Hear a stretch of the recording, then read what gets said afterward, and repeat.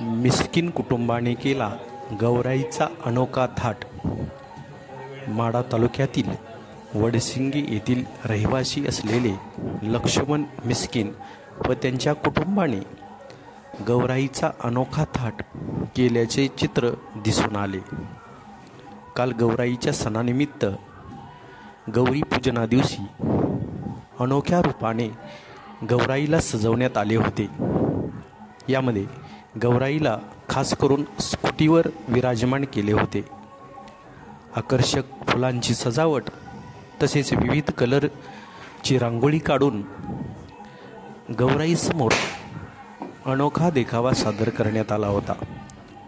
पारंपरिक पद्धतीने गौराईसमोर अनेक पारंपरिक रूपे मांडण्यात आली होती. त्यांचा हा देखावा पाहण्यासाठी महिलांनी गर्दी केली होती.